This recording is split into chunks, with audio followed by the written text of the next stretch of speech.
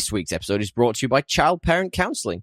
Learn how to handle your disappointment with your second-born son without resorting to fire.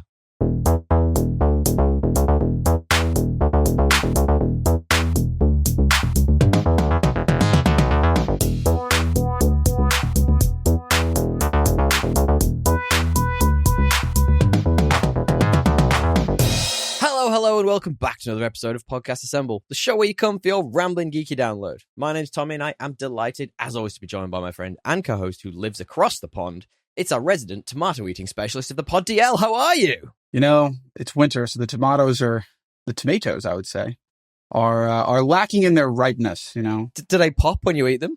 I haven't had tomatoes this bad since the last War of Men, you know, so when it really was a bad tomato season. The sun was not out much. It was tough. Oh, well, Uruk would be fine out in the sun anyway, so it wouldn't matter either way. Okay, good call. Well said. Well said. They could cultivate them for you. You could find other ways to use Uruk-hai once the war is over. Could you not? You'd think so. But it was genocide. Do the Uruk-hai do post, you know, this whole thing? Sounds like a soliloquy. It sounds delicious when you say that. What do the Uruk-hai do? What do the Uruk-hai do? I mean, like, they don't really have a place in this world. It's a city. They don't have a place in any world. I feel bad for them. I feel bad for the baby orcs. You know? I don't know. Do you feel bad for the for Uruk-hai? I feel like that's like, yeah, for sure, catch-22. How are you supposed to feel bad for something that's pure evil? I don't know. I guess that's nothing's pure evil is the point I was making, Tommy.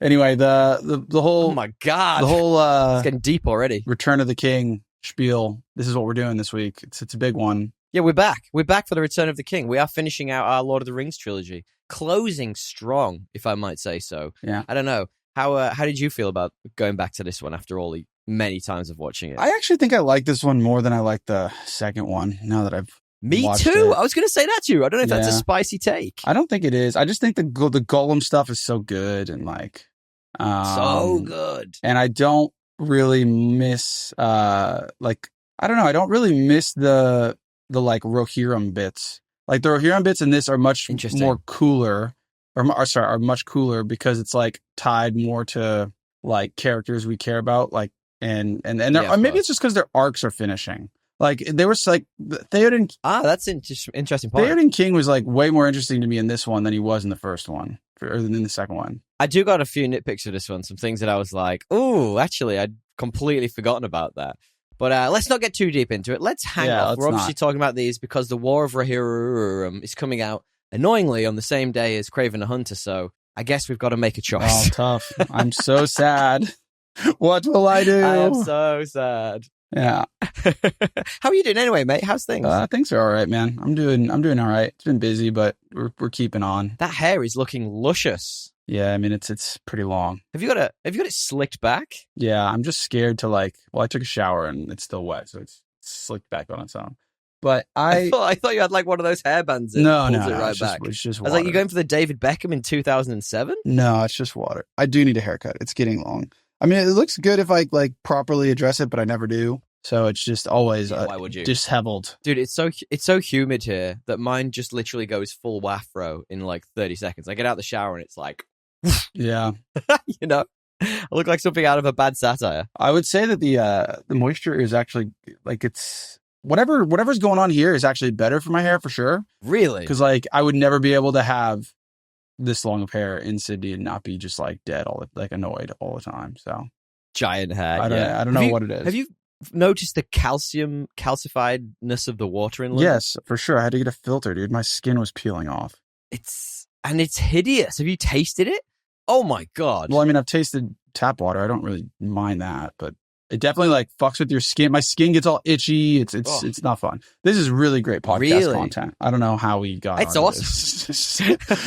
I'm fine too, mate. Thanks for asking. Yeah, have you? I'm sure you are. Have you had any Christmas parties kicking along any time yet? We did a Pizza Express with the 10-person team that we have. Oh, which was Pizza nice. Express. Did you get the buy one get one free voucher? I did not. I was not paying, so somebody else snagged that one. I did get this. I did have a bite of the cinnamon donut. Or whatever they call them, the balls, cinnamon dough balls, which somebody else ordered, and they were good. But I was like, I can't have a whole thing of that. That sounds like a disaster. But I had one and it was tasty. Yeah, it was tasty. But that was our Christmas party. It was just a nice little Pizza Express, you know. Interesting. That's a chain, right? That's a chain around here. Yeah, it is. Yeah, it is. You get them everywhere. Like, they're all up and down the country. We had ours this week, actually. It was interesting because, I don't know if you remember. Do you remember last year we talked about this?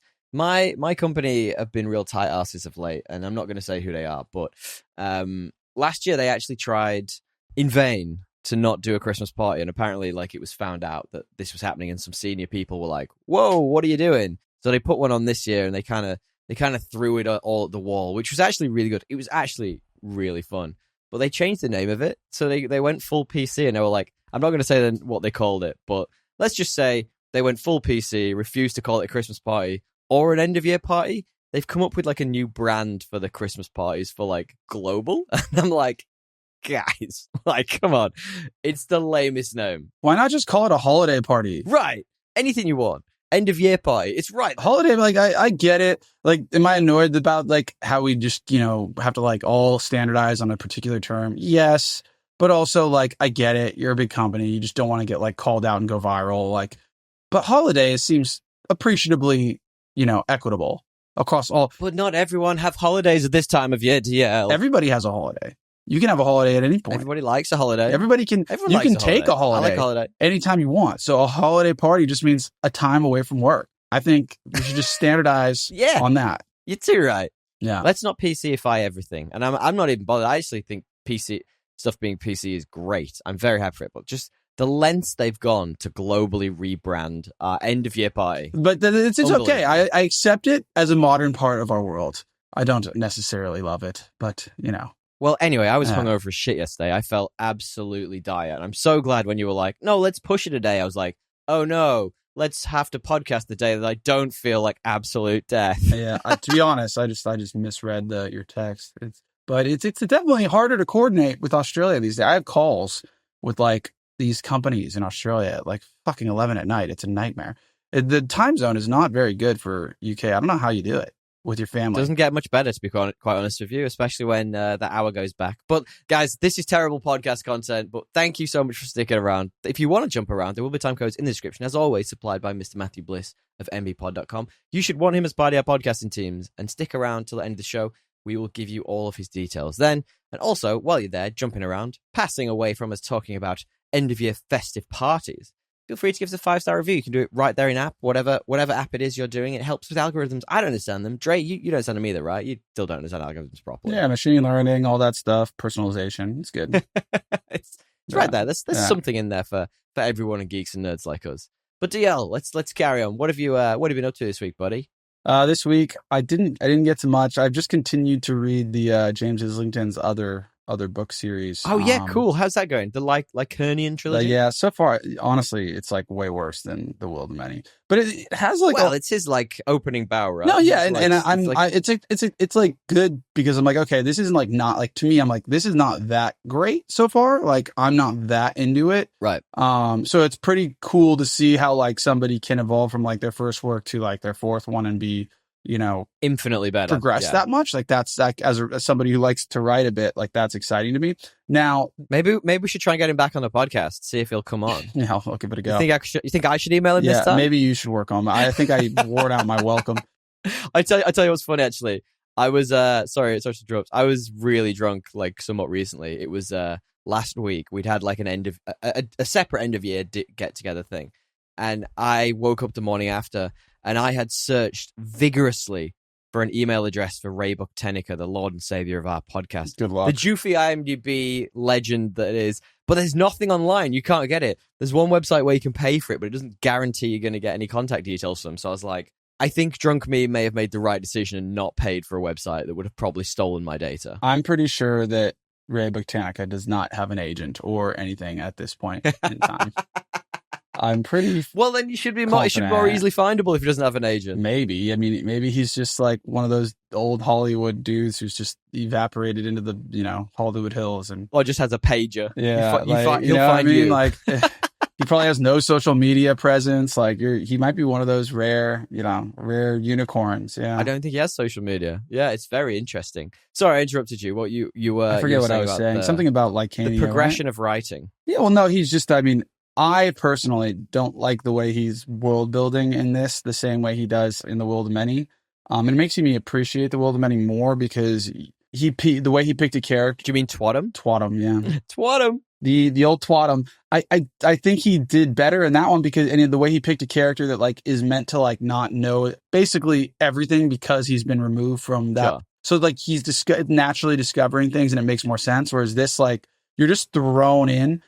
But then I looked at the Goodreads and it's got like 63,000 reviews with like a 4-star rating. And then I think the Hierarchy series has like the same, which is like surprising to me. Like, I think the Hierarchy series is like way better. It has 69,000 ratings, 12,000 reviews. So people cared more to like write about it, which is a good indicator. But so far I'm not loving it, but people do. So I'm going to keep trying. Maybe it's a case of backwards thinking. Maybe they've read the first in the Hierarchy series and they love it so much they've gone back and read this, but have like almost like rose tinted spectacles while they're reading it, you know? Yeah, I was thinking that. We'll see. But I mean, it might all be fanboys like us. It was released. The first one was released like 2014. And when did the Hierarchy come out? That was like literally last year, right? Last year, so like almost 10 years apart.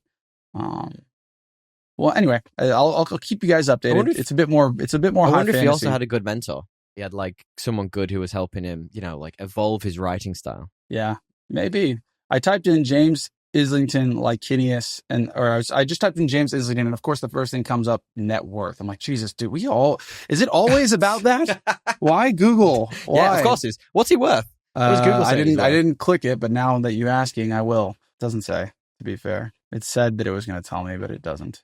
How many copies did the Licinius trilogy sell?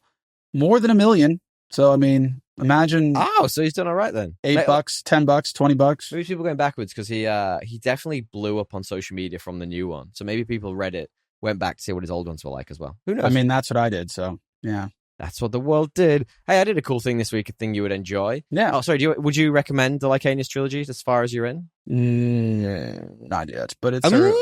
Not yet, but it's early. Yeah. How early are you, do you reckon? I'm probably like a third in. Okay. Yeah. Of the first book? Yeah, the first. So like it's too early to call it, but I mean, look, this guy freaking self-published this and then eventually it got like big. So nice. Good for him. All right. I'll tell you a couple of quick bits that I did this week. I finished the new Graham Hancock TV show thing, Ancient Apocalypse 2. I don't know if did you ever get to the end of that? No, I've basically not watched much TV for the last 2 months because we don't have a TV.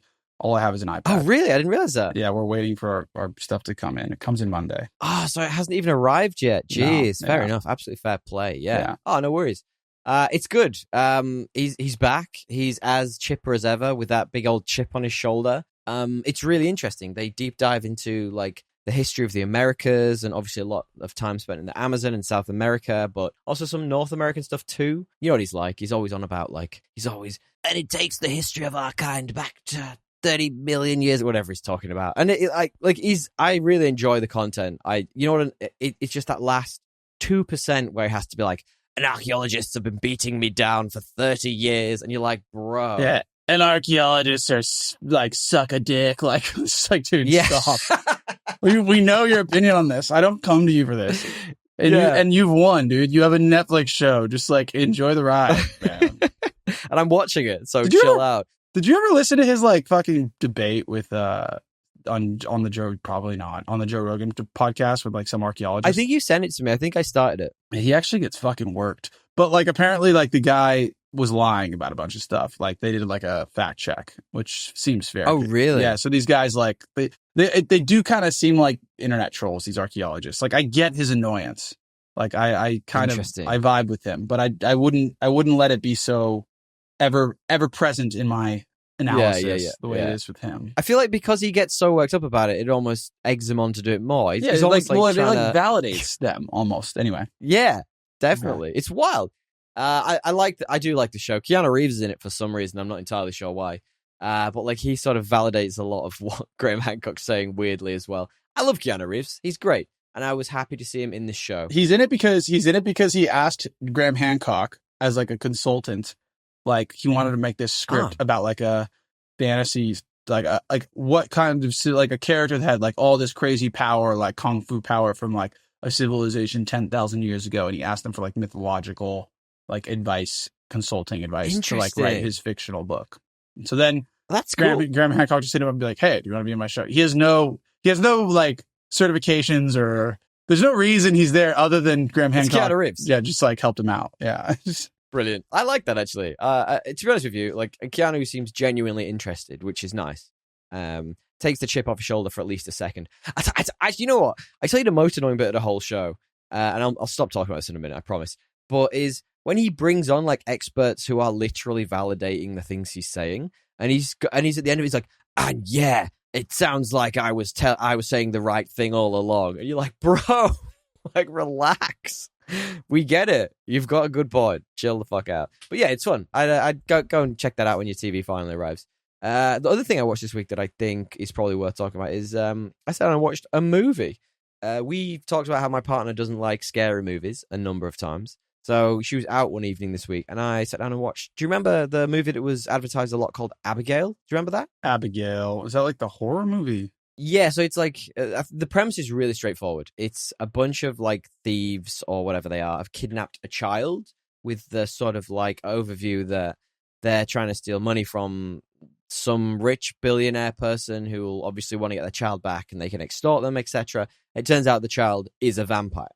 Now, that was spoiled in the trailers, so the only interesting part of the whole movie was actually spoiled in the trailers, which really sucks because the movie is not that good outside of that one twist. I was a little disappointed, to be honest with you. I kind of wish I'd have watched something else. It was funny, like I like the premise. It didn't do anything for the vampire genre. Didn't do anything for me. It was all right. It was a bit of fun. Are you like an expert on the vampire genre? I fucking love the vampire genre. I love all length. Are you actually? I didn't know that. Have you ever read George R. R. Martin wrote a really good vampire book? Did he? Yeah, it's quite good. What's it called? It's called Fever Dream. Okay, Fever Dream. And I liked it. I mean, I think it's got good ratings on Goodreads. Let's see. But I liked it because it's also set in like the deep South, so it has like that kind of vibe too. Yeah, cool. Yeah. Nice. It's almost like the what is it called? True Detective style vibe for a bit. Interesting. I like although that. Goodreads doesn't love it. Maybe it's because a bunch of people came to it thinking it was like Game of Thrones. It's very different. Yeah. Goodreads it's a 3.89. It's got 30,000 ratings, 3,000 reviews. I enjoyed it. I just love a good vampire film. Like anything. I think my favorite is probably 30. Not my favorite, but like one of the kind of random ones I love is 30 Days of Night. Have you ever watched that? No. Josh Hartnett and his absolute peak. But I've heard it's good. Maybe I'll add that to my watch list. Yeah, you should. It's a good romp. If you like vampire stuff, like I just get into the world, man. I just find it so interesting and like you can do so much with it. Like there's so many angles you can take with vampire stuff. So yeah, I'm a big fan. Can I just quickly redo this review of Fever Dream? Yeah, go for it. Abner Marsh looks strangely like George R. R. Martin. They are both overweight men. They both have long beards and wear sea captain's hats. I'm not sure who came first. It's actually fair. And then he literally attaches, this is the French cover. This is a fucking picture of George R. R. Martin, and it's literally the same guy. Oh, really? I like that. Brilliant. I'm going to check that book out, but I do not recommend going away and checking Abigail. Okay, it's just not that good. I'm not going to lie. Guys, if there's anything that we haven't talked about that you would recommend we go and talk about, please let us know. You can send us memes, send us news, send us reviews. You can find us at Podcast Assemble on Instagram or thepodcastassemble@gmail.com. We're everywhere. Go find our website. We are all over the place. You can find our details on there. Now, DL. Yes. We've already talked about it, but do you want to preface our main topic? It's the main topic theme. The main topic this week is The Return of the King, Lord of the Rings, the third volume from old... I love the music to this. It gets me every time. It is. It's just one of the best. Although I think I just did Jurassic Park. Well, honestly, if you start singing those, they can all be confusing. Like, you know, na na na na na. There's that. There's that da da da, and then this is like da da da da. E.T.'s quite similar as well. There was one that was like literally, maybe it was something we watched recently where the music was straight up Pirates of the Caribbean, but like one. We talked about it. Oh no, it's Gladiator. Yeah, you're right. It's Gladiator. It's literally the exact same thing as Pirates of the Caribbean. It's so similar. One of the things I find most interesting about coming back to this film is after we've absolutely loved the last two, and speaking of an amazing score, this won 11 Oscars in 2004, beating out the likes of Ben-Hur, Titanic. This thing smashed it. Listen to these. It won Best Picture, It won Best Director. It won Best Adapted Screenplay, Best Original Score, Best Original Song, Best Art Direction, Best Costume Design, Best Film Editing, Best Makeup, Best Sound Mixing, Best Visual Effects. This was unbelievable. Like, Lost in Translation was out that year. Seabiscuit was out that year.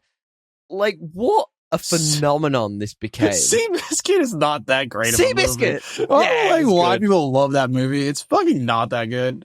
Like, it's kind of boring. It's a bit different. No wonder it fucking won. Seabiscuit was its competition. Are you kidding? You're like, Seabiscuit was out that year. Like, I'm supposed to think that is tough competition for Return of the fucking King. Are you kidding me? Anyway. I just made a typo there where I should have said it tied with Ben-Hur and Titanic. It wasn't out the same year, so obviously Ben-Hur was 1959. Let's not roll those tapes back. This is one of the rare, and I'm going to ruin our later segment, one of the rare 9.0s on IMDb. Yes. With 2 million ratings. There. Millions! 2 million ratings! Oh my God. It's impressive. You're so far ahead of me. It's impressive. It really is. I mean, what can you say to that other than I salute you, Peter Jackson? Holy shit. You know what it did win? You know what else it won?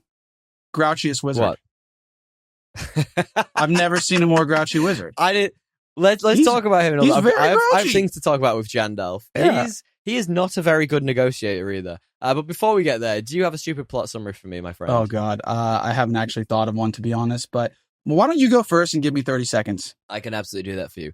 The movie that created 1,000 more memes and leaves you with only one question, DL, which is, does Frodo actually know Legolas's name?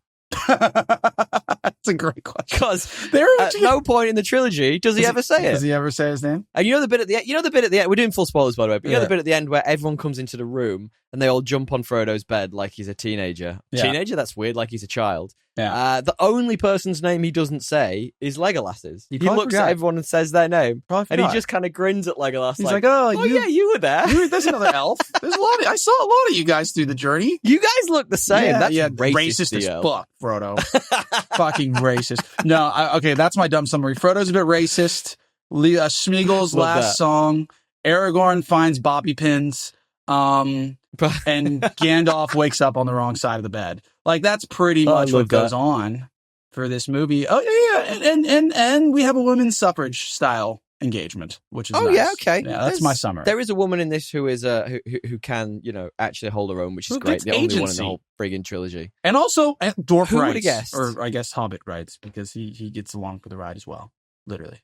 All of the above. Yeah. Yes, and of course this is Peter Jackson's back. We've talked about this. Fran Walsh and Philippa Boyes just amazingly recreating or adapting J.R.R. Tolkien's world. All of the gang are back. All the way from Elijah Wood through to Ian McKellen, all the way down to, Carl Urban, David Wenham, all back. But I did want to call out a couple of new folks who are back in this DL. Yeah. I can't wait to talk about a couple of these. John Noble as Denethor.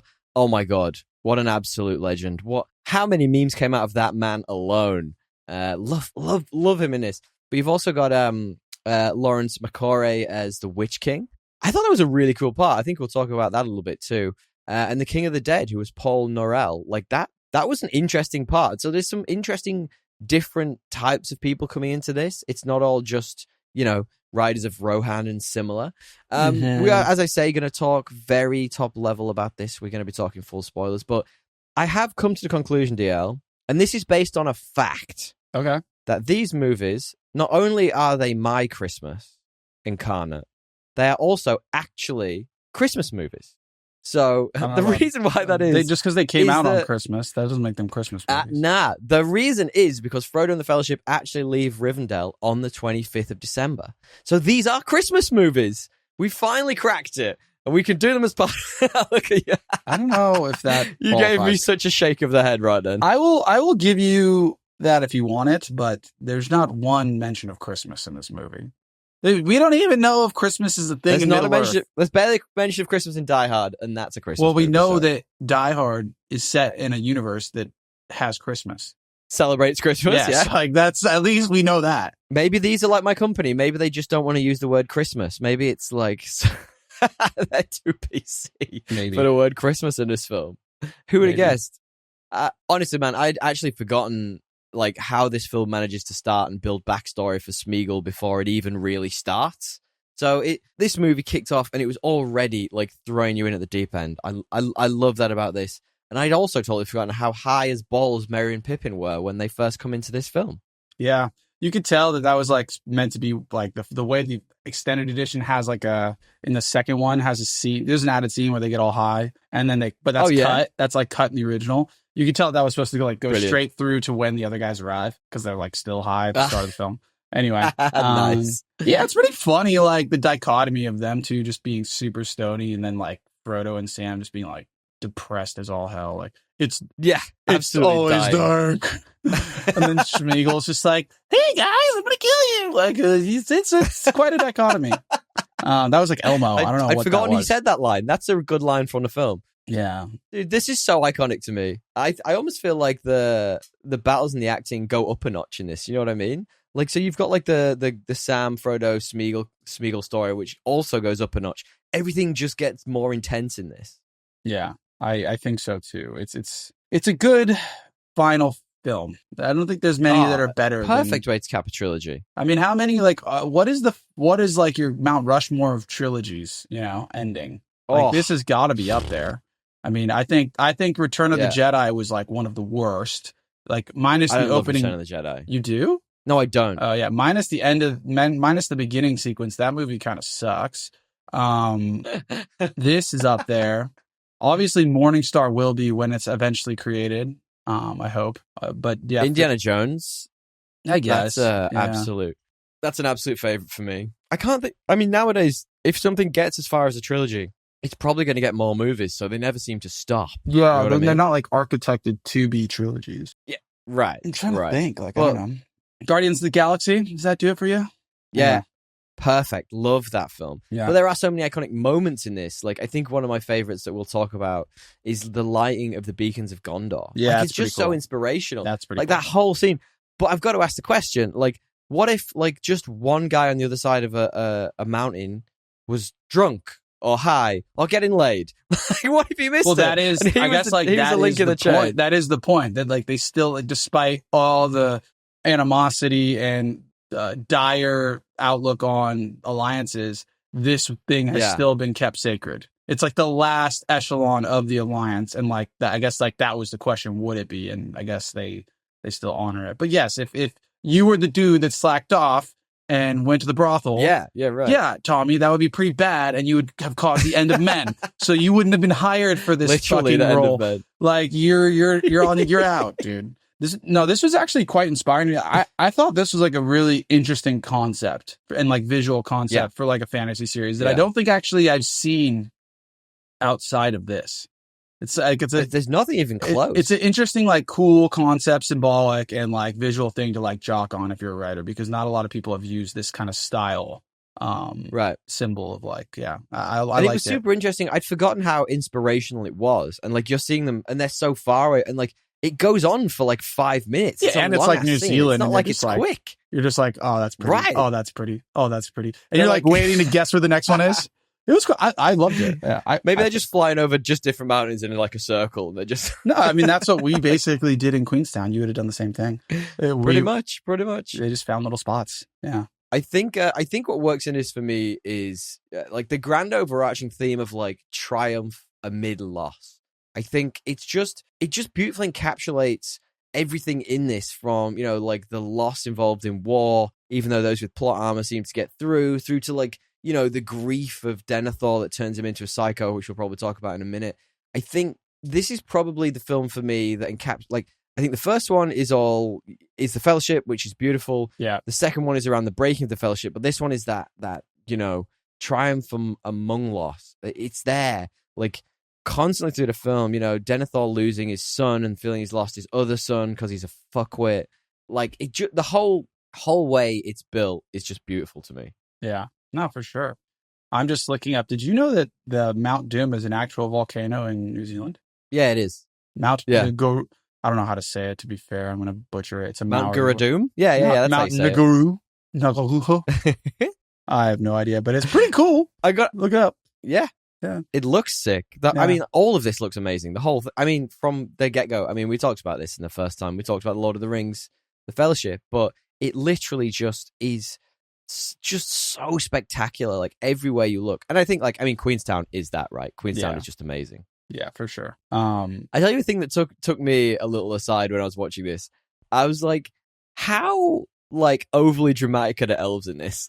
Like Arwen and Elrond in particular, they're just so like so extra all the time. I think that's just who they are. Woe is me, and he's like, you cannot do this. It's I love it. Yeah, that's just elves, dude. They're a bit dramatic. Yeah, bloody Arwen been a full nepo baby. Yeah, you think they'd be chilled, like, because, you know, they're alive forever. They've seen all this stuff before.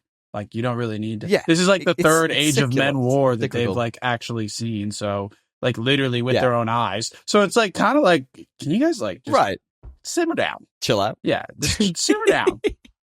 Well, but, like, everything, like Arwen, yeah, like I say, I'm jokingly saying she's a nepo baby, but, like, she gets preferential treatment, like, on the boats out of Middle-earth. But that confuses me, too, because she's like, they're like, Elrond's, cause she gets, like, shipped away to be on one of the last, like, ships out there, and they're like, she's getting, like, a full, like, guard around her, and they're taking her to this. But then, I'm like, that isn't one of the last ships out of Middle-earth, because, like, 20 years later, when Frodo and Gandalf all take the ship as well, there's more ships, guys. Like, relax, Elrond. Yeah, but I think it's got tied to do with, like, it's tied to her. She's like a particularly special elf in the lore. She's like the morning stuff. It's you know. I get that. It's like fantasy. It's a little bit extra for me. It's like, guys, just calm down a little bit. Like, take it down from 11 to like 6. I like how there's like a totally different vibe when it's like the elf scenes. I think it works totally. Yeah, and because it like separates like Aragorn from the other men as well, because he's like of that ilk, but not quite. But like he fits in more with them than he does like the Riders of Rohan, where like. And he's kind of like peopleless. It's really interesting. Yeah, and by the way, dude, Saruman just throwing bars at the beginning of this movie against fucking gangsters. He's like, you guys, you fucking men, thinking you're kings, rolling around in dirt with a bunch of horses, you little peon little bitches. I was like, oh my god, dude, he's got bars. He pulled that right out of a Donald Trump speech. Yeah, he was. Yeah, I mean, it makes sense. He's like, you guys. Are really just not good people. Yeah, ruining our country. Living in dirt. You think you're kings. You are, quite frankly, you are pigs. Pigs rolling in dirt. We need to make Middle-earth great again with the orcs. This is great. Anyway. We should rewrite Sauron as Donald Trump. That would be the absolute bomb. Dude, but wow, he really nailed the landing on that one. The arpeggio. Yeah, really. A 10 out of 10. Really did. I mean, like, you're talking about the elves being, like, a slightly different. Like, Legolas literally talks in riddles in this film, like, the whole time. He's like, I see over yonder, and I see fire. And then on that side, I see men. You're like, what are you talking about? That just pissed me off. No, Legolas is, like, shrooming, dude, the whole movie. It's just like, the whole time. It's just like, the air smells as if the time of, like, it's just like, what are you on, dude? Give me some of that. I want to know. That old Toby's gone down really well. Yeah, I want to know. I want to know what he's on. What kind of route? I do think this film gets the jumping between Sam and Frodo's journey and like the journey of men so much better than the second one. Like, I think the second one, you're building to this crescendo with, like, you know, Helm's Deep and all the stuff that's happening, you know, with the Riders of Rohan. And I think in that second film, for me, when you cut Sam and Frodo's journey, it is like dragging me away from this thing that I'm really enjoying. And I'm like, oh yeah, I guess they're still walking over for some fucking like bogs. Great. Whereas in this one, it's like they've got a point, and like Frodo's going full like skittish. It's like he's a crackhead. He's like, yeah, he doesn't look good. Sam, can you get me another hit of that ring? Yeah, he doesn't look great. He's seen better days. Nah, I think. I don't know. I don't want to like discredit the second one. I like it. I like the idea of the second one being like Frodo realizing that Gollum is his mirror and like showing mercy. And then I like the idea. I like the journey of man being the one that fucks that up. And then I think what didn't hit as hard for me, which like obviously is an important point, is the risk. The real risk that what's his name is going to take the ring and like it's only because we barely got any time with Faramir. Like, so it's like harder to care about like that choice and understand why it matters. But I agree though. It's like, I mean, obviously this is the climax of the series. This is like the best shit when he's like they're climbing those stairs and the Witch King of Angmar. Like that shit is so scary. Good. Yeah, think about those stairs, man, dude. I was scared watching them climb it. I may have a fear of heights. Well, I don't know. I wouldn't know because I've never done that. I got to say, yeah, I mean, I do a little bit too, but like they have these like magic cloaks from the elves that can make them look like rocks whenever they want. You'd think they'd use that more, like especially when the Witch King's like right fucking next to you. Yeah, true. I'm a bit like, you're going to take away a load of the risk. Just like lie down, throw a cloak over yourself, you'll be fine. Yeah, I mean, you haven't seen a more evil place than wherever the fuck they were right there. Oh man, it's that so place grim. looks it's wild. very grim. They do really well making it look horrible, and I do genuinely really like that Witch King. Like I feel like that Lawrence McCauray. Like any predictions on who in the show will become? Because obviously they're going to tie that back to the movie. Oh, like, you think? One of because like the 9 Kings of Men are like the ones that those guys become, and we're seeing the Kings of Men form. So I think that there's definitely some potential Witch King of Angmar candidates. I know who it's going to be. It's going to be Dwayne The Rock Johnson. Ah, yes. They're just going to sub him in halfway through. And so, Sauron knows what he's cooking. So maybe that's smells what he's cooking. He certainly knows what he's cooking. I have some thoughts, but we'll save that for maybe once you've caught up on. Interesting. Yeah, I haven't caught up with the second season yet, so we'll have to hang fire on that. But like, I think in terms of like the cinematography and world building, we talk about that a lot. I think Minas Tirith in this. It's such an amazing spectacle. When you finally arrive there and you see in its grandeur Gondor, it's just amazing. And like the bigatures, again, we talked about it last week, just phenomenal. I feel like did you get this vibe as well? I was like, when you Faramir was guarding the river. I've completely forgotten what it's called now. The river that stops the orcs pouring over from Mordor. Yeah. That kind of had like a bit of almost like narratively, it felt like the wall in Game of Thrones. Did you get that vibe as well? Yeah, it's like the last defense. Yeah, for sure. Yes. I mean, and like it's just like the. I think the wall is a bit different, but I agree. I mean, it serves that purpose of being like the last defense between the mythical realm and. I mean, absolutely, it's different because it is the wall is magic, obviously, but I feel like it's got the same vibe to it, and like the way they're kind of like fighting off all the hordes that are coming towards them on it. It just has a vibe. Has a vibe to me. Yeah, no, I loved it. What did you think of Gondor? I think it stands up. I think it's super cool. I think if you lived in that city, you'd have like the gnarliest calves. Like you'd just be fucking yoked. Just fucking gotta go all the way up those stairs every day. Big calves, boys. Yeah, bigger than me anyway. Johnny Drama calves, little sissy calves. Yeah, you'd be great. That is such a niche reference. I fucking love that. Yeah. But like, I think it's interesting because in this they don't like. You look at Gondor and you look at the structure of it. You thinking like, where the fuck are they getting their grain from? Where are they going to eat? Like, where's this coming from? So in the book, it's actually kind of explained that all around there are like fields of wheat. Yeah, and it's all farming around. But in this, you just see this giant fucking. You see the plateau, and you're like, okay, structure. I guess that's like where they would eat. Like I thought that. I was like, okay, that like whole field is where they would eat. Like they'd be growing crops where the battle happens. But interesting. Yeah. I don't know. I thought they were maybe shipping some of it in from somewhere. Who knows? Maybe they put big tariffs on it. Lots of tariffs, yeah. Speaking of the Witch King, by the way, let's go back to him. Like, I love that performance. That it's so physical and so imposing. Like, for someone who you can't even see their face, it's so good. Yeah, it's like his measured movement is quite good. Like, everything's like kind of slow and. Yeah, I agree. Like the bit when Eowyn cuts the head off his dragony thingy and he stands up real slow. Yeah, and the dragon's dying around him. I'm like, oh man, that's so imposing. Yeah, he just looks so good. Would not be fun to face him. I like the. But I am no woman. Wait, yeah, no man. That's right. I like the power. I liked like when he gets murked. It's pretty cool how like the effect. And his like helmet implodes. Yeah, it's pretty cool. That looks sick. Yeah. I'm a big fan of the whole performance there. I think is great. Denethor is speaking of villains. Denethor I see as an incredible villain in this, and almost like a juxtaposition of a villain to like the Witch King. The Witch King's this big, powerful, scary fucking dude with all this magic behind him, whereas Denethor is just an evil man corrupted by power in a completely different way. Yeah, he's just out of touch, isn't he? Very out of touch with the times. With how to eat tomatoes? Yeah, well, just in general with the times, we could use some. He could use some re-educating. I think old Denethor. Yeah.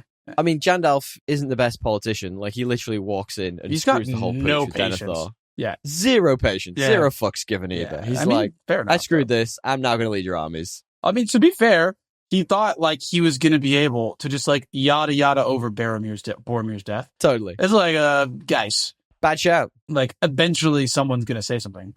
Like, when Don't say anything, Pippin, please, God. And Pippin didn't, to be fair, until he had to. I mean, Pippin, I really like what Pippin does in this. This is the first time he's not truly annoying the whole way through the film. I don't know. He's pretty annoying in the first half. And then it's like, you just like could devote yourself to this like really terrible dude like that. I think, to be honest, I disagree. I think every decision he made was like probably pretty bad. Like, the only ones he didn't make that were bad were ones Gandalf put him up to, like burning the fire and all that stuff. Everything else was kind of just like, I mean, what are you doing? Smoking a weed he did a good job with? Yeah.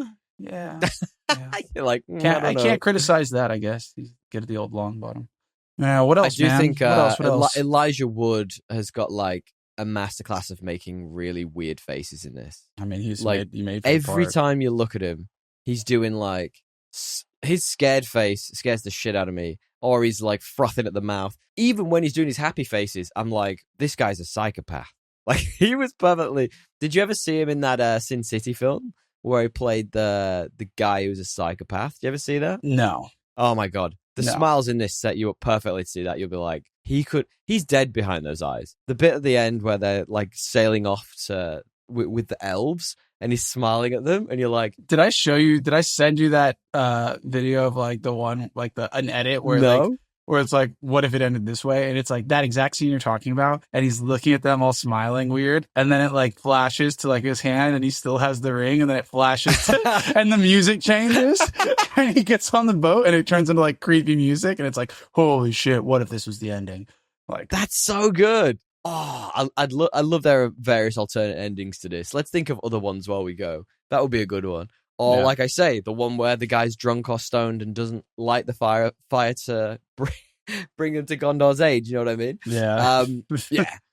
Speaking of that, Sam and Frodo. Sam doesn't help himself with Gollum, does he? I feel like he's angry from the start. If he was just a little bit more vigilant rather than, just screaming at the guy and trying to beat him up. Oh no, dude. It'd be pretty fucking hard to be on the cliff's edge with some fucking weird creature that keeps saying in his openly, and you catch him, that he's going to kill you. Like, you're not sleeping. You're not sleeping much already. You're hungry, and you're like, if I do sleep, I'm gonna die. Like, why?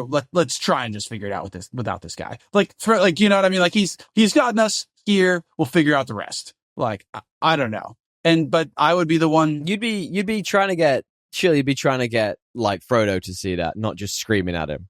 He makes bad decisions. I mean, it's not like I don't think it's like I don't think it's like that. He could be more measured, but also like that's what I'm saying. That's all I'm saying. But also like, you're like, dude, if something was so obvious in front of you and you just kept denying it, you're like, hey, dude, fair. You're literally waking up on the couch, butt naked, hungover, missing your job. Your kids aren't eating. You're an alcoholic. And like, after like 10 years of this, 6 months of this, you keep saying, no, it's helping me. Like, eventually you get frustrated, I'm sure, is my point. Like, he is an alcoholic for that ring. He is an addict. Point being, I think good old Sam, it's a good thing that he did it this way, though, because it all works out in the end, right? You needed Gollum there. I mean, of course. You needed Gollum there for it to happen. That's the book. That's the most beautiful part of the book. It's very elegant. He's got to get him up them stairs. Yeah, elegant. Elegant story. I like how it happened. Actually, yeah, the ending of this we'll talk about in a minute is phenomenal. I think the other character to really talk about is that Smeagol and Andy Serkis Smeagol and Gollum character. One of my all-time favorite movie moments is that bit where he's talking to himself in the reflection in the water. Yeah, it's like gnarly. I don't know about you, but that's an all-timer for me. Yeah, I know it is. I mean, I wonder is that in the book? Yeah, I think it is. But I think it's heightened for the movie. Do you know what I mean? Well, they obviously did it. They did it really well with the water to like mimic the two personalities, like the cinematography. But yeah, and the graduate, like the way he turns on them and leads them towards Shelob is just That spider's fucking terrifying, by the way. Yeah. Beast could have hers do it.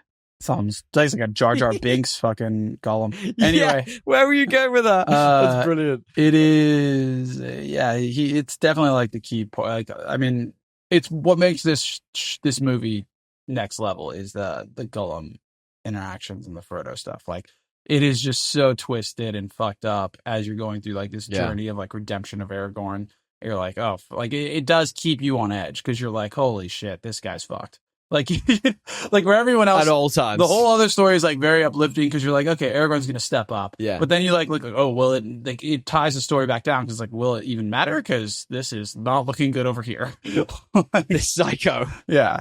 Yeah. The whole time. I mean, like, I read this and watching it for the first time, I was like, are they going to change this? Is he going to? Are they going to lose? Like, you know what I mean? It was crazy. I feel like you are constantly questioning whether Smeagol or Gollum might end up with the ring in this. It's wild. Yeah. And the bit where, you know, they fall off the edge, you never feel like they're really gone because the whole time you have that prickling sense on the back of your neck. Like, it's just done so well. It's almost like thriller elements to it. Well, I think that like the best Not stories, the best stories I've like read that I love have some element of like you're not sure about someone's loyalty or someone's hiding their loyalty throughout most of the story. If you think about like Red Rising, it's dual edged. Like, it's like, hey, the character is hiding his true identity, and you're like, there's conflict in his feelings throughout the whole series because of that.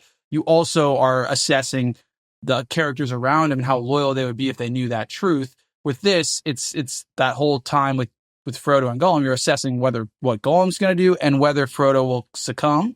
And like that constant balancing act, I think like any narrative that gets something like that keeps the audience unsteady and like has them guessing about the loyalty and like the outcome consistently, like tied to the persona and like the identity is like very, I don't know. I think there's probably some analysis on that, but like I think this is one of the first ones where that really, I don't know. It's like this was written when, like, it's kind of like the first one to ever do that, which is cool. I think when it's written thematically and works with the continuity of the book as well, and builds over time, I think that, I mean, that this is the blueprint for that, and it works so freaking well. And Andy Serkis, man, what an amazing job he does in this, like, at all times. I think the CGI is better in this one, probably because a lot of it's shot in darker scenes than the first one, so it can be a little bit more like hazy. You know what I mean, with the CGI. Yeah. So that character works way better for me in this, and especially the end. My God, that ending! Fuck, it's cool. I think in terms of the spectacle, I talked a lot about spectacle last week because I think Helm's Deep is like one of my favorite spectacles ever put to film. But this takes it to another level. You know what I mean? Like the huge Battle of Gondor, the whole team going up against all of the armies of Mordor that they know is going to be like literally they're walking to their death. It's amazing. And this movie just used a skybeam before Marvel made it cool. I appreciate that thoroughly. Yeah, I think that it's just like even the ending, like where it's like clearly CGI, but like, you know, when they're all in a circle, like that part is pretty cool too. Yeah, it still looks good. It just looks cool. Well, I mean, just let's take a back step then. So the Battle of Gondor, I think everyone talks about Helm's Deep and it's epic and it's amazing. Gondor is just as epic and amazing, I feel. Like, you know, it's different. There's probably more layers to it because, you know, like Minas Tirith is, you know, it's this weird, tall, layered, layered layers, like an onion. But it's awesome. You know, like everything from Theoden, you know, giving a big speech while Gondor is being destroyed, I think is fucking hilarious. Like, you know, they just sat there on their horses. Yeah. But the little things as well, like one thing I actually only really noticed this time I was watching it was while the rides of Rohan and Aragorn were running towards the orcs, even though they were Gandalf, they were massively outnumbered, hugely outnumbered. You could see that the orcs were effectively children. They weren't warriors. They weren't an army. So they broke immediately. They didn't hold their positions. And I only really noticed at this time, like there's these little looks between the orcs and stuff. It's fucking awesome. It just works so well. Yeah. How about like the part where like they're all just like fleeing and the fucking Nazgul are just picking them up and chucking them? I was like, this is brutal. This is tough to watch. Like, and then Gandalf comes out with his big white staff. You'd be so bummed if you're in that group. You're just like, oh man, we're fucked. It's time. Yeah. It's like... I always had a question on this though, and I get it. You know, like Gandalf, Aragorn goes and he meets the undead, whatever the fuck they're called, guys. The guys who betrayed the men. Yeah. What do you think about those guys? You mean you're talking about the ghosts?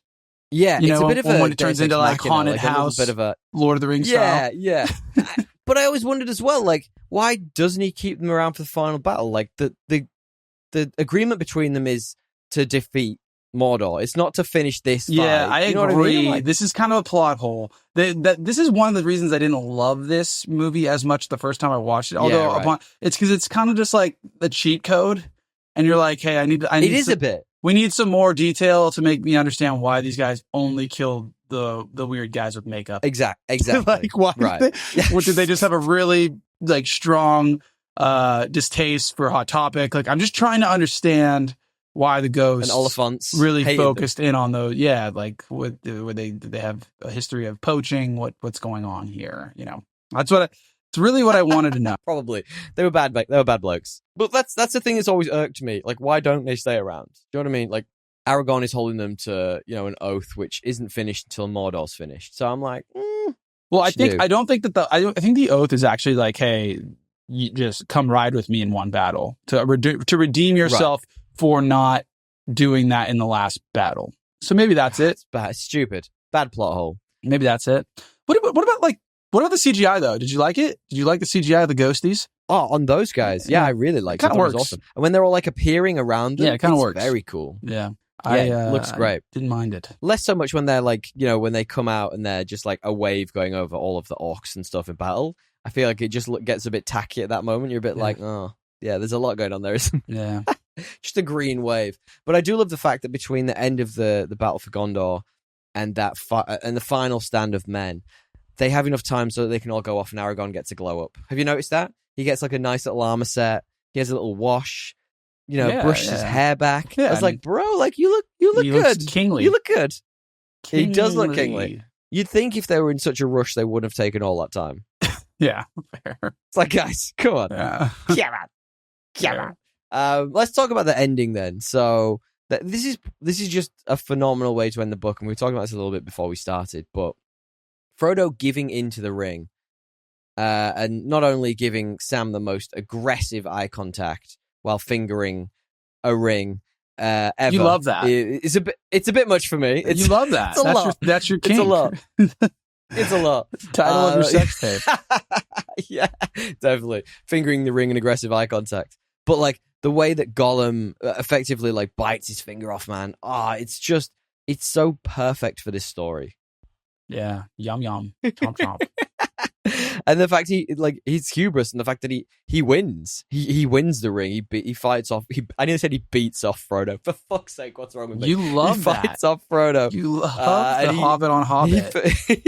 He effectively falls back into Mount Doom because he wins. Into Frodo's Mount Doom. Right. Yeah. No, I agree.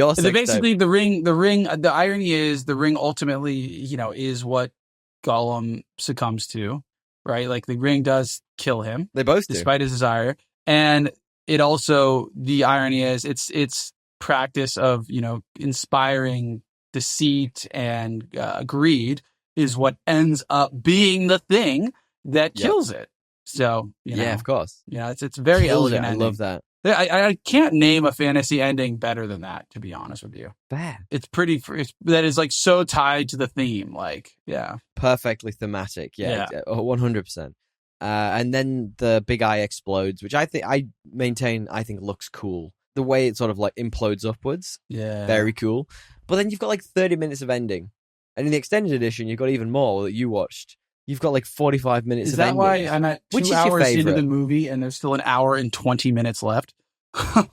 Minimum that much. No, look, I can't say which is I honestly, when I first saw it, thought when they were just lying on the cliffside, that was it. Me too. I was like, movie's done. Fair enough. They sacrificed their life. I mean, I'd read it and I knew what was going to happen, and I still was like, this would be a really nice way to end the film. Yeah. I don't know if I have a favorite. I just like that they all exist. You know, It's kind of one of those things where it's like, yeah, for things that I love, like just make more. As long as it's made with like love and intention to the text, like for an adaptation, I'm always down for longer. Because it's like you can cut it, you can find a cut, you can skip. Like at least the world has it. As long as it's not like Halo where they're like adding stuff that's just not in the books. Just nonsense. Yeah, for sure. I'm for it. I've always loved the scene. Where he's like, "You bow to no one," and then everyone bows to the hobbits. That is just, I don't know why it gets me. I get a little emotional every time I watch that. Yeah, it's a good ending. Yeah, it's beautiful. It's actually cut a bunch of stuff from the books. So I don't know if you know this, but the way Grima Wormtongue actually dies, and this was meant to be originally filmed for this, but they cut it out, was he takes a pack of orcs and basically runs riot on the Shire. Yeah. And then obviously Frodo, Sam, and Merry and Pippin coming back, they have to defeat him and the orcs and restore it. So it's called the trashing of the Shire or something. What do they call it? There's something like that. Yeah. Not trashing, but some other word. The scouring. It's almost like an epilogue. Yeah. And I think to put that in as well after you've had so much death and defeat, I feel like I don't know if that would have worked for me. Yeah, I think in a movie setting it doesn't work, but in a book setting it's good. I think we talked about this last time, but it's like, because it's like a way to show, hey, like, you know, despite everything happening, like there were still consequences, you know, and like it's not just like it was a bittersweet ending. Like they came back and they weren't the same, and the Shire was still affected. You know, like you know, nothing is like black and white. So I like it in the book. I don't know that I would have loved to see it in the Shire. Like I'm happy that give me more. I'm always down for more. You know, if you're they filmed bits in the first one, didn't they? So like in when Frodo meets Galadriel, he sees like a vision of the Shire burning. Yeah. So like they may have filmed some of it. I mean, because they filmed this all at once, obviously. So yeah, I mean, have you got anything else to say about the film? I have one. Do you think they're going to encompass what they talk? They do a lot of talk about like the Westfold when it fell and these things and like the whole curse of these like old these ghosties. Do you reckon we'll get that in the show? Like what caused that kind of stuff? Could it be in the show? Or could it be in the War for the Rohirrim, the movie that's coming out? The Westfold probably will be the Rohirrim one, to be fair. But when you think about like the ghosties, I think potentially you'll see that because they were in a battle with Isildur, and Isildur is in the show, and so you might get that. That's right in the actual show. It's whether they go far enough along to get that, because Isildur's pretty young in the show, I think. Yeah, but I think they're compressing the timeline. I think that's like one of the big reasons why half of like the world hates the show, because they're like so angry that, you know, it's not exactly like the book. They basically the third whatever age it is, they've like compressed it from like 10,000 years to like 100 or something. Oh, interesting. I didn't know that. Interesting. Yeah, no, I mean, I'd like to see it. I just think they've pumped so much money into the show. They need people to start liking it at some point. I feel like it's getting such middling. I don't know. Is it though? Because I enjoyed it. It gets really good reviews. It's just like people online just like hate it. But that's just like anything. That's like Star Wars. Like you name it, everything gets hate online. I haven't met anyone that like likes these movies that like doesn't like the show, other than like you at the start. You didn't like the show at the start, but like everybody else that gets I still don't like the Hobbits. They piss me off. Everybody else that gets through the whole thing is like, yeah, that was fucking good. Like I don't. But like the ending of it's epic. The ending is just absolute fire. I think it is I think people are just so used to like, we think we want things like The Lord of the Rings again, but like you wonder like, would these movies have, they probably would still do well. But like point being, they are slow. It's not like a fast paced thing. Like, and TV's changed. There's a great quote by Noel Gallagher of Oasis, and he's like, people don't fucking know what they want. Like, people shout on the internet, people have got opinions about everything, but like, if they made what everybody wanted and they catered to everyone, everyone would hate it because it caters to everyone. Yeah. Do you know what I mean? Yeah. So like, these guys need to keep making big swings with the show and keep making different stuff and keep making it long and keep making it, you know, similar to how the book is extended. Dense. Exactly. Yeah. Dense is the perfect word for it. They need to keep doing it that way because like true artistry comes from not listening to a billion people online who are going, oh, why is Tom Bombadil got a silly bit? You know what I mean? It comes from... I love the Tom Bombadil bit. I haven't even seen it yet, but it got so much hate online. I was like, God, calm down. I think it's so much more appropriate than having him in the way it's used here is like so much more appropriate than like the way it could have been used in the movie. Like, I'm glad they. Yeah, totally. Yeah. He's a bit of a cheat code himself. I mean, but like, think about Star Wars, right? Perfect example of Star Wars. All that happened was they re-released. So when they released the sequel trilogy, the newest three, so they released The Force Awakens, whatever what was that one called? The Last Jedi, whatever it was. Something like that. So The Force Awakens was just a New Hope again. The second one, they let the artists make something very different, which I still say was the best of that trilogy personally. I'm going to get shot on the internet for that. But you let an artist do something, they're going to do something interesting and different. And then the third one, well, everyone screamed about it because it was different. And then they made the third one, and it was back to familiar territory and things that everybody was, chill with and thought they wanted. And everybody fucking hated it. So I'm like, what do you, like, people don't know what they want. You just have to take big swings and hope they work. I think the problem with the Star Wars stuff is just like that it was like not fully thought out. Like, good? No, it's just like even like the second one, while it was different, it's like you needed to like those, if you're gonna make a swing like that, it needs to be like tied to the very beginning. There needs to be someone in the control tower. And of course, Disney, like, just every movie switched to what they wanted to do, switched the director, switched the theme. That was Kathleen Kennedy, the one everybody hates. So that was a bit different. Is she still in charge of it? Yeah, she still is. I don't know what's going on there. Look, let's do some tones and themes for this. Do you have any that aren't tied to the first couple? I've got a few. I mean, like the role of mercy for sure. Yeah, absolutely. Unwilling heroes. I think there's obviously a theme of addiction, right? It's like a strong metaphor for addiction. Totally. Yeah. I was going to say that. Yeah. That fucking meth addict Frodo. Yeah. So you only know if you've done it. You can only empathize with the meth user unless you do it's it. Moorish, baby. So that meth is Moorish. Yeah. Triumph and loss. We talked about that a little bit. And I think renewal endings and renewal is like a big theme in this, like especially with the 35 minutes of ending we got. But I think renewal of, faith and trust is a big thing in this. Renewal of love for your son is a big thing in this. Yeah. There are things and stuff that happen. Let's do that 3 best and 3 worst you were talking about. What are your bests? My best would be, I really, really like, I like the entire sequence with the king, like the Witch King of Agmar, and like that whole, like anytime they're on screen. Interesting. Those like Nazgul, it's pretty cool. And like the sound effects around them. I like the bit where he's like reintroduced again, and it's almost like, and he's like putting like on an the 80s helmet. movie where you get the pump up of the bad guy, and you see it all happen. It's almost like fucking Darth Vader getting the helmet on. I love that, and it's like happening right as Frodo's at their front door. It's pretty cool. So I like that. It's epic. Obviously the whole Smeagol, like Willy won't he, great. Yeah, got that. And I'll just include the ending in that. And then I mean, there's nothing better than hearing Aragorn's speech where he's like, and frankly, guys, I didn't even get to that part this time without falling asleep because it's the very end. But where he's like, that day may come where the strength of men will fail, but that day is not today. Like, just like a simple, good speech or something like that. Yeah. So interestingly, one of my worst is actually, I don't think any of the like rousing speeches to the armies. Yeah, I don't find any of them that rousing in the Lord of the Rings. And I get it, like this is the blueprint. Everything has come from this effectively, but they're not as good as I remember them being. I don't like. I've watched movies where I've watched one of these rousing speeches, and you come away being like, I beat in my chest. I'm like, I'll come and fight for you, whoever the fuck you are. Whereas in this, I'm like, oh yeah, so it's not going to be today. All right, thanks, mate. Cheers, appreciate that. You know what I mean? Like, it's more subdued, but I think that's just the era. Yeah, I mean, it's more subdued. I'm a little facetious, of course. I of course had Andy Serkis as well. I think he's awesome in this. Pivoting from the Smeagol Gollum arc to Serkis himself, I think that performance is amazing.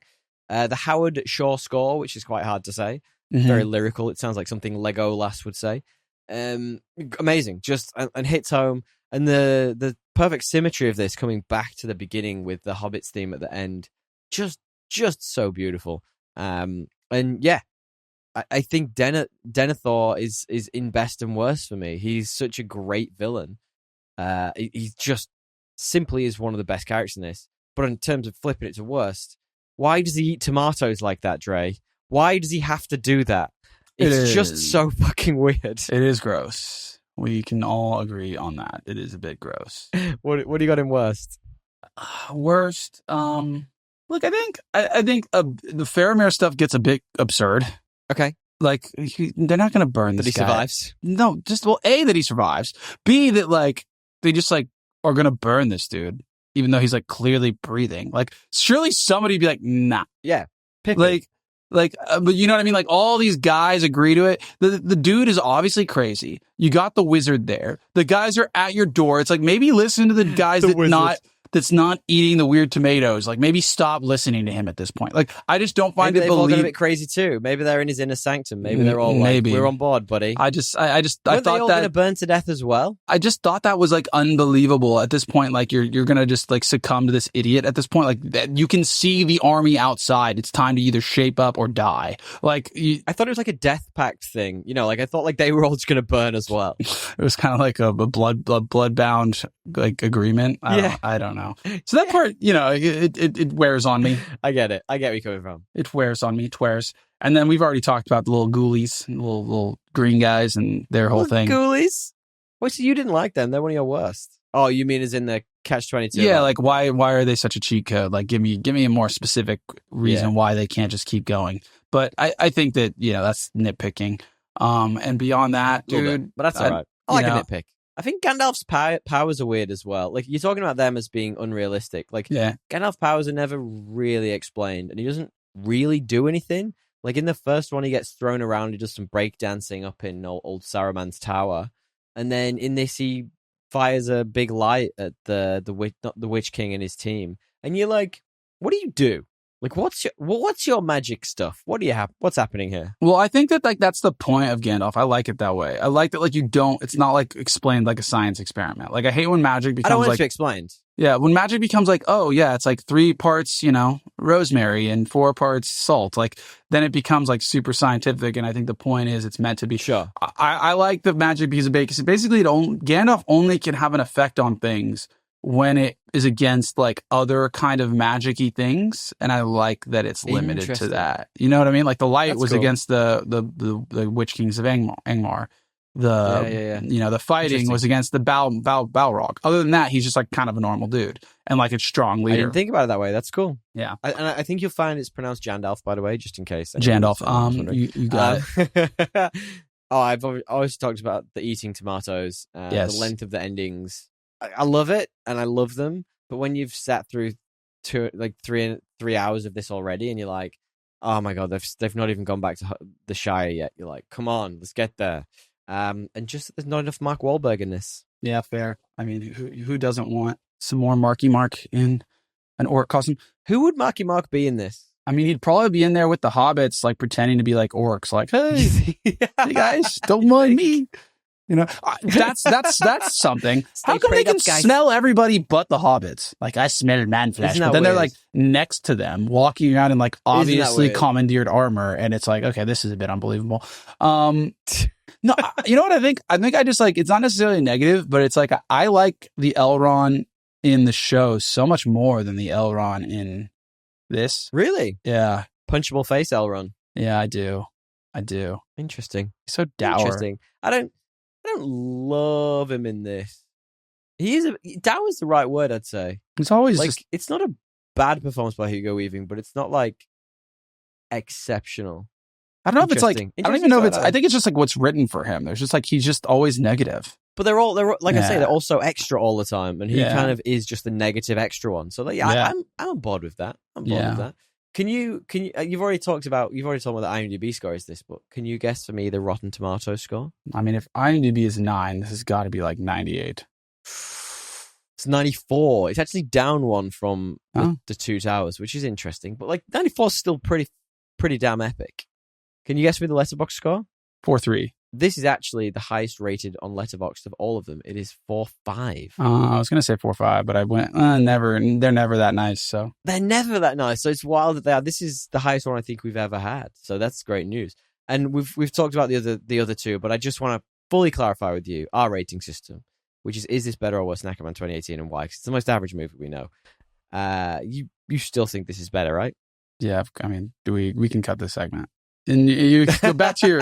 Back to your regular scheduled programming. I just want you to absolutely 100% clarify for me. All right, cool. Yeah. Should we do a little bit of trivia true or false to wrap up then? Of course. I'm ready, as I always am. Excellent. Trivia, true, trivia, false, DL. John Rhys Davis suffered constant rashes from wearing the Gimli makeup. Is that true or is that false? It's true. I've heard this one before. He basically had to film every other day or something. You just had to sit through it, and the makeup department actually gave him the opportunity to throw his Gimli mask into a fire on his last day of filming, in which he didn't hesitate to grab it and burn it, which I really like. I really like that. Yeah, I mean, he suffered for the role. Good for him. I'm sure he's made a bunch of money from this. He suffered for his art. Can you imagine if you didn't negotiate royalties for this? Oh my God, it'd be painful to watch it all the time. It's like one of the I was reading before, the percentage back on budget was something like 1,500%. Wow. It's wild how much this made on its budget. Okay, then. Trivia, true, trivia, false, DL. Andy Serkis was given a prop ring by Peter Jackson used in the movie, and he said, "This is the one ring." Is that true or is that false? True. It's half true. Both Andy Serkis and Elijah Wood were given a prop ring, and they were both told that it was the one ring. That would be interesting. Imagine being the other one and being like, "I got the one ring, you know that, right?" And then "No, but I got the one ring." Yeah, I mean, you're all in fantasy land. It's just a prop.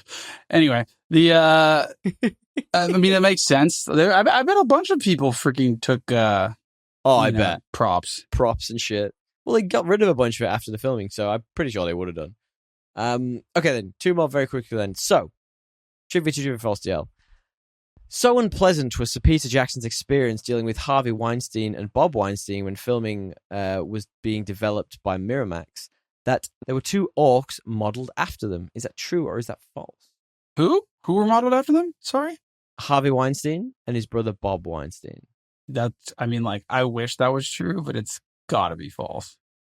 You added that. Well, the rumor is that they were, that no one has ever actually proved it. However, in the film's credits, they do look like them. In the film's credits, there is a sketch of a man fighting off 2 oversized trolls, which they believe to be those 2. After Harvey was indicted for sexual conduct in 2018, Jackson retrospectively called him a real bully and ruled through mafia thuggery, which is great. Really good guy, that Harvey Weinstein. Yeah. Don't take that out of context, please, or use that anywhere on the internet. That was facetious. Absolute fuckwit.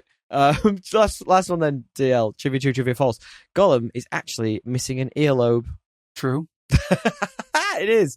It actually is. And it's due to a trap in the casting that was made.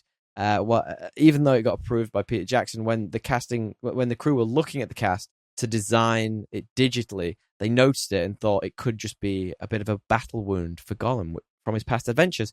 And I actually really like that. It's like a weird little detail that was kind of an accident but thrown in, and I like those types of things. Okay, I have some questions for you.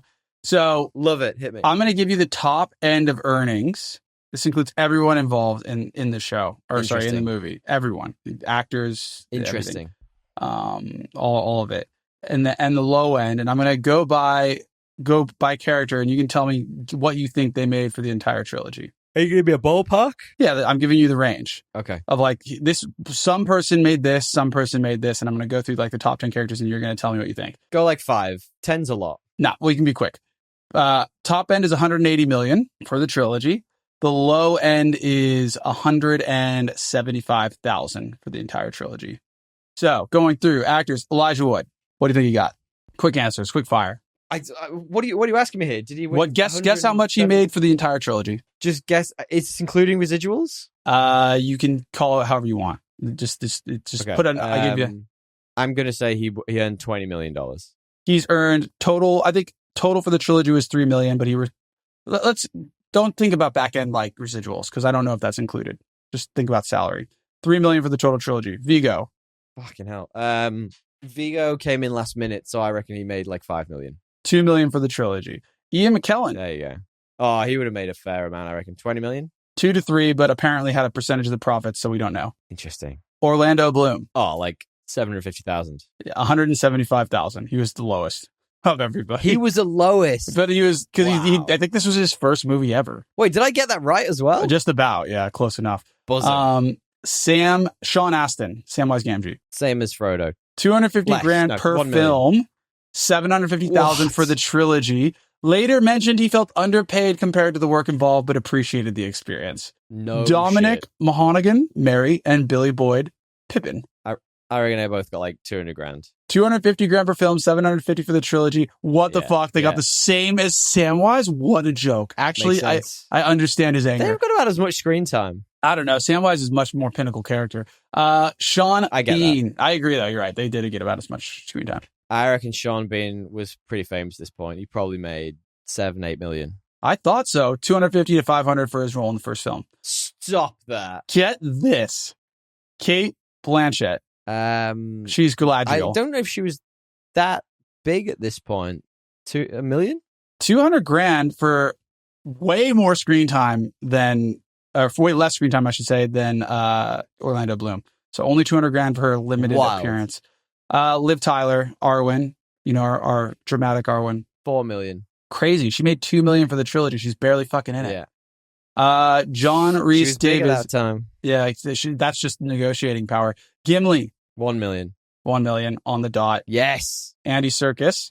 Oh, he'd be like 200 grand. 1 million for his groundbreaking performance. And Peter Jackson. Well, he would probably made that 185 million. He made 180 million for the trilogy, incling his salary, directing fees, and significant share of the profits.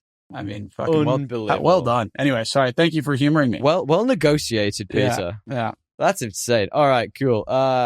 Ultimately, we all want to have whatever Peter Jackson got for this, because that is a nice way to end this trilogy. Yeah. Dude, I've really enjoyed going back and watching these with you. Same, man. Always do. It's good. I mean, they're fun to watch. Good to talk to you about them.